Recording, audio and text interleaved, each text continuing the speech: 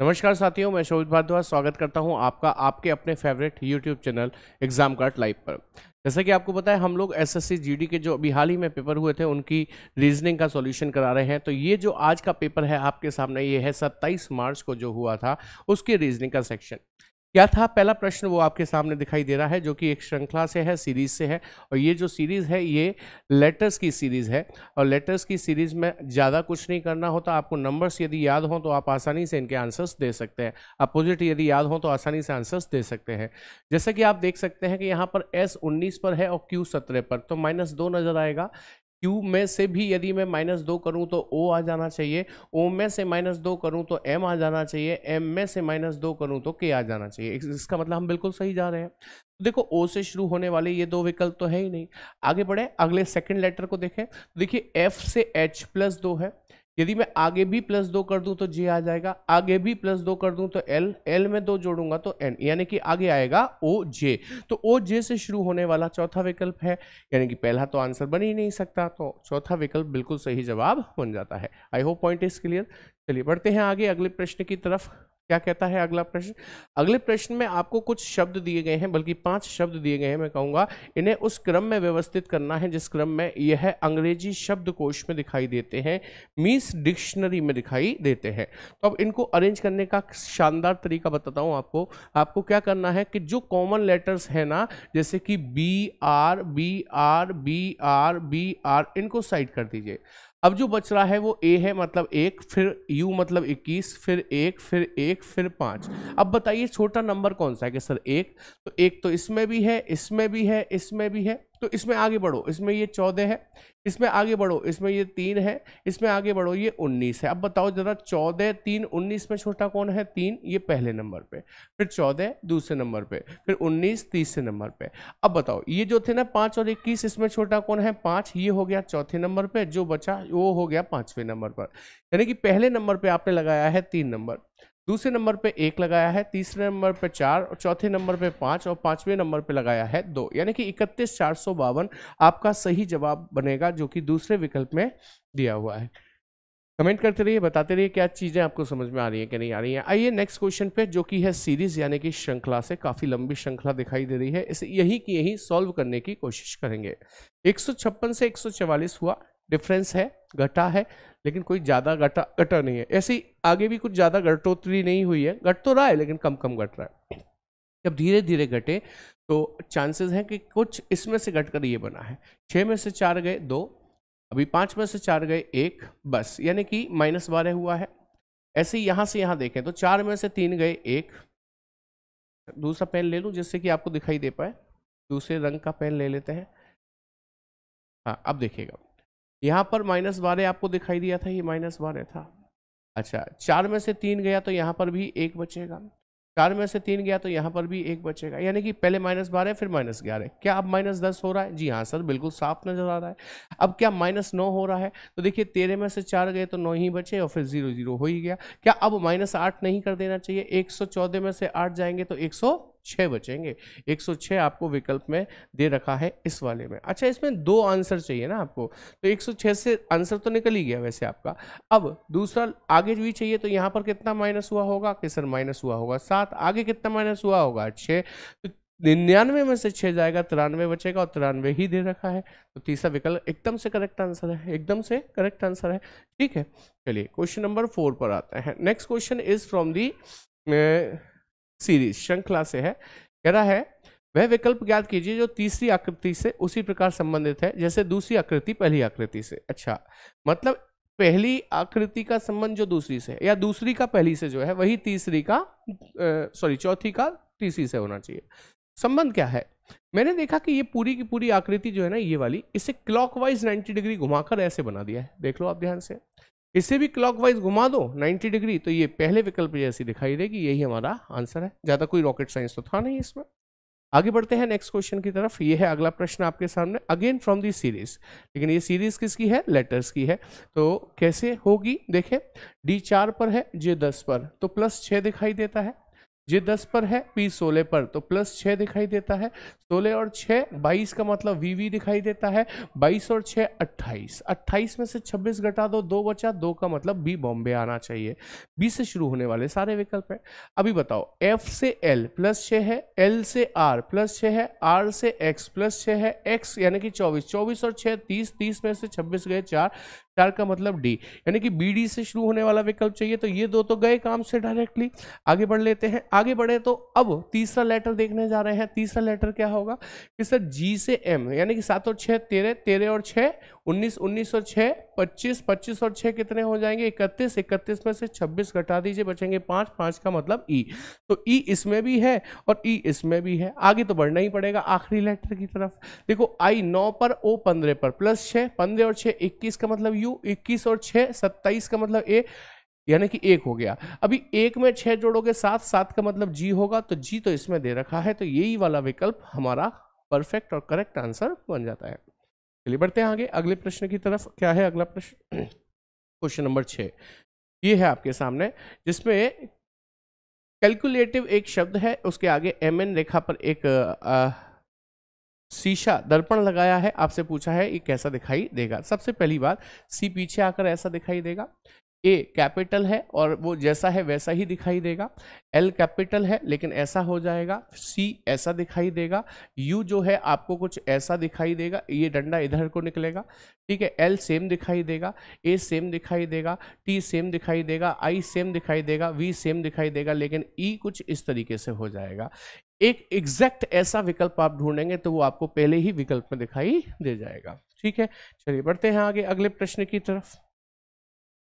अगला प्रश्न है ये आपके सामने इक्वेशन से आधारित, यानी कि आपको कौन से दो चिन्ह बदल देने चाहिए जिससे कि इक्वेशन कैसी हो जाए कि सर बैलेंस हो जाए। तो बैलेंस करने के लिए हम विकल्प 2 को उठा रहे हैं क्योंकि वही सही है गुणा प्लस को चेंज करने के लिए। जहां प्लस देखे वहां गुणा करो, जहां गुणा देखे वहां प्लस करो। अब बोर्ड मास लगाओ। बोर्ड मास के हिसाब से आपको 18 का भाग 54 में लगाना है, ठीक है। तो कितनी बार लग जाएगा? 3 बार। 18 तिया 54 होता है, हाँ 3 बार। 3 का गुणा 30 से हो गया, 90 हो गया।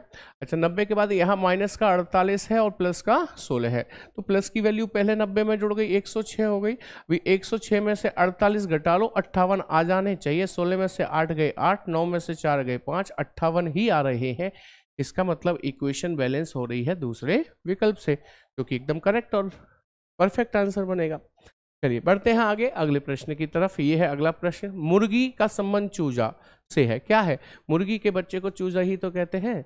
ऐसे ही तितली का संबंध, तितली के बच्चे को इल्ली कहते हैं। इल्ली, यानी कि सेकंड ऑप्शन बिल्कुल सही जवाब बन जाता है, ठीक है। चलिए बहुत ही आसान सा प्रश्न था, इसमें तो कोई रॉकेट साइंस था ही नहीं। आगे देखें तो कोडिंग एंड डिकोडिंग से है क्वेश्चन। बोर्ड को लिखा है YLIVW, फाइट को लिखा है URTSG, तो प्रिंट को कैसे लिखेंगे? मेरे को साफ नजर आ रहा है, आपको भी आना चाहिए। क्या? B का अपोजिट Y लिखा है, B का अपोजिट Y, O का L, R का I, E का V, D का W, बोलो है कि नहीं? ऐसी फाइट में भी देख लीजिएगा। बस प्रिंट के साथ भी अपोजिट करिए। P का अपोजिट K, R का अपोजिट I का अपोजिट R, N का M, T का G, KIRMG, और ऐसा विकल्प आपको चौथा दे रखा है, वही आपका आंसर बन जाता है, ठीक। चलिए बढ़ते हैं अगले प्रश्न की तरफ। क्या है अगला प्रश्न देख लेते हैं। अगला प्रश्न है क्वेश्चन नंबर 10 आपके सामने। पासे से दो पासे दिए गए हैं और उसमें कुछ दर्शाए गए हैं सिंबल्स। आपसे पूछा है, क्या पूछा है कि स्टार दर्शाने वाले फलक के विपरीत क्या होगा। स्टार ये रहा। अच्छा हमने देखा कि इन दोनों पार्सों में एट दी रेट और प्रश्नवाचक चिन्ह कॉमन है। और जब दो एलिमेंट कॉमन हो दोनों को काटकर बाहर फेंक देते हैं। जो अंदर बच गए स्टार और इन्फिनिटी, वो आपस में अपोजिट हो जाते हैं। तो स्टार के अपोजिट में क्या होगी? इन्फिनिटी होगी, और वही हमारा विकल्प भी सही है। I hope point is clear. अगला प्रश्न फिर से इक्वेशन से आया है, समीकरण से। तो देखिएगा क्या बदलने हैं, हम तीसरे विकल्प को बदल कर देख लेते हैं, क्योंकि वही हमारा आंसर है, गुणा और माइनस को। तो जहां गुणा दिखे वहां माइनस लगाओ, जहां गुणा दिखे वहां माइनस लगाओ, जहां माइनस दिखे वहां पर गुणा लगाओ, तो यहां पर गुणा लगा दीजिए, ठीक है। बस और कुछ नहीं बदलना है आपको। अब बोर्ड मास के अकॉर्डिंग पहले आप ब्रैकेट सॉल्व करेंगे, कर लीजिए। देखिए 16 चौक 64 हो गए, है ना। 64 64 प्लस के हैं और ये माइनस के 32 बनेंगे दोनों। 64 में से 32 गए तो 32 ही तो बचेंगे, 32। अच्छा इधर डिवाइड किस में चल रहा है भैया, 320 में चल रहा है। 32 का 320 में भाग जाएगा तो 10 बार ही तो जाएगा, लेकिन ये माइनस का 10 हो जाएगा, सही है ना। अच्छा इधर 7 का भाग इसमें जाएगा तो 30 हो जाएगा, प्लस का हो जाएगा। तो ये खत्म हो चुका है। बराबर 15 प्लस 5 कितना हो गया कि सर 20 हो गया। 30 में से 10 गए तो 20 बराबर 20 हो गया। एग्जैक्टली बैलेंस हो गई है तीसरे विकल्प के साथ, तो ये बिल्कुल करेक्ट आंसर बन जाता है। समझ में तो आ ही रही होगी बात आपको, बहुत ही सिंपल है, ऐसा कुछ कठिन बात तो है नहीं है इसमें। अगला सवाल देखिएगा, जनरल का एक कोड लिखा है सामने, हालांकि है एनालॉजी का प्रश्न। जनरल का एक कोड लिखा है सामने और रिलेशन का पूछा है, तो सिंपल आप देखें नंबरिंग हो रही है, लेकिन कैसे हो रही है सर, जी 7 पर होता है 7, ई 5 पर होता है, एन 14 पर होता है देखिएगा, ई 5 पर होता है देखिएगा, आर 18 पर होता है देखिएगा, एंड सो ऑन। बस कितना होगा देखो, आर 18 से शुरू होने वाला एक ही विकल्प है, कोई है ही नहीं, डायरेक्ट आंसर लगा दो। ई 5 पर होता है 5 तो देखो 5, एल 12 पर होता है तो 12 तो देखो 12। पूरा चेक करने की जरूरत ही नहीं थी, सारे विकल्प में से एक ही विकल्प आपके सामने ऐसा जवाब था और कोई नहीं था।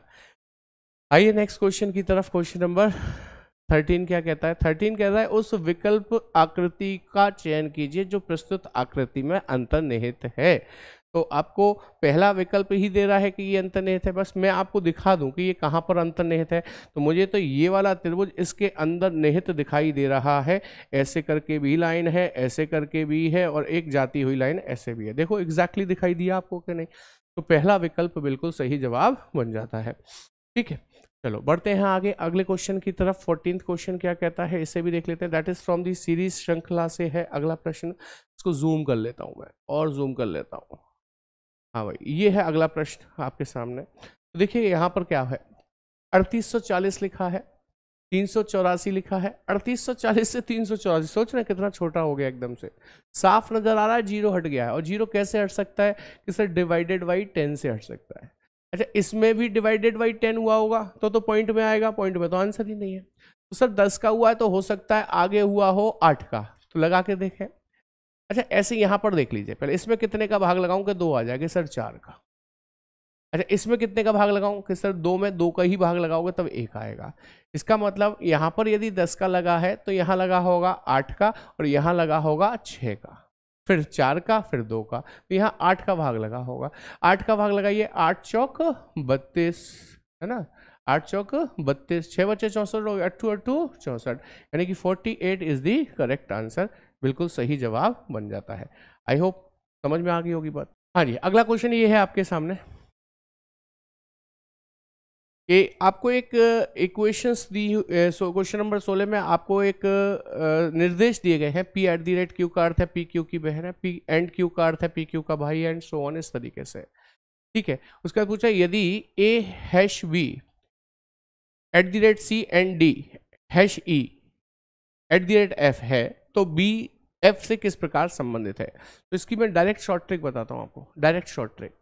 देखिएगा आपको क्या करना है, B और F में रिलेशन बताना है। ये B है और ये F है, आपको पीछे से रिवर्स आकर ऐसे आना है। मेरे साथ बोलिए, F के बाद @ लिखा है, @ का मतलब बहन, मेरी बहन। बहन के बाद हैश लिखा है, हैश का मतलब माता, मेरी बहन की माँ, मेरी भी माँ। माँ के बाद एंड है, एंड का मतलब भाई है, मेरी माँ का भाई मेरा मामा। मामा के बाद @ का मतलब है बहन, मेरे मामा की बहन मेरी मौसी होगी, बिल्कुल होगी। तो आंसर आ गया चौथा। आई होप बात समझ में आ गई होगी आपको। ठीक है, चलिए बढ़ते हैं आगे अगले प्रश्न की तरफ। अगला प्रश्न क्या है ये देखिएगा, अगला प्रश्न क्या है। अगला प्रश्न है 17, दैट इज फ्रॉम दी स्लॉक्स से है। देखिए सवाल कहता है सभी चूहे शेर हैं, मैंने सभी चूहे को शेर कुछ इस तरीके से बना दिया। ठीक है, फिर कहता है कुछ चूहे शेर हैं, तो कुछ चूहों को शेर ऐसे बनाना कि सारे शेर कहीं शेर ना बन जाएं, कुछ ही रहे। ठीक है, अच्छा कोई शेर नेवला नहीं है, शेर की लड़ाई करवा दीजिए किससे, नेवला से। ये लीजिए लड़ाई हो गई। अब आइए निष्कर्ष पे। पहला कह रहा है कुछ शेर शेर है, मेरे को तो दिख रहे हैं कुछ शेर शेर के अंदर आते हुए दिखाई दे रहे हैं कि नहीं, पहला सही है। कुछ चूहे नेवले नहीं है। अब एक बात बताओ, लड़ाई सियार की चल रही है ना नेवले से, तो कुछ चूहे जो सियार के अंदर आ रहे हैं वो नेवले नहीं होंगे, ये भी बात कैसी होगी, सही होगी, तो ये भी सही हो गया। कोई नेवला शेर नहीं है। अब एक बात बताओ, नेवले की लड़ाई तो सियार से थी, क्या शेर से थी? नहीं थी। तो आप ये कैसे कह सकते हो कि कोई नेवला शेर नहीं है? तो ये कैसा हो जाएगा, गलत हो जाएगा। केवल पहला और दूसरा सही हुआ है निष्कर्ष, तो वो ये वाला ऑप्शन आंसर बनेगा। तीसरा ऑप्शन आपका बिल्कुल सही जवाब बन जाएगा। आइए नेक्स्ट क्वेश्चन 18th पर। 18th क्वेश्चन जो है वो कोडिंग एंड डिकोडिंग से है, और उसमें आपसे कहता है एक कूट भाषा में करप्ट मैन को ये लिखा है, ही इज करप्ट को ये लिखा है, सी इज सीरियस को ये लिखा है, शी फेंट्स को ये लिखा है, तो सीरियस को कैसे लिखा जाएगा? तो आप देखो सीरियस यहाँ पर आया है, क्या कहीं और कॉमन है किसी के भी साथ? नहीं है। तो क्या करें, उसके अड़ोस पड़ोस को खत्म करो, तभी आपको सीरियस का कोड पता चलेगा। यानी कि शी को हटाओ पहले, शी कहीं तो होगा, हाँ सर शी हाँ है, ये रहा देखिएगा। तो शी इज सीरियस का कोड ये था और शी फेंट्स का कोड ये था, तो दोनों में पीओ और पीओ कॉमन हो गया, इसका मतलब शी हट गया पीओ कोड लेकर अपना। अब इज हटा दो, इज जब हटाओगे तो इज इसके साथ हटेगा। ही इज करप्ट का कोड ये था, शी इज सीरियस का कोड ये था ना डू, और यहाँ पर ना और ना कॉमन हो रहा है, तो इसका मतलब इज भी हट गया। अब जो अकेला बचा सीरियस, तो अकेला बचा कोड डी यू, तो आंसर सीरियस का डी यू हो जाएगा कि नहीं हो जाएगा? चौथा विकल्प बिल्कुल सही जवाब बन जाएगा।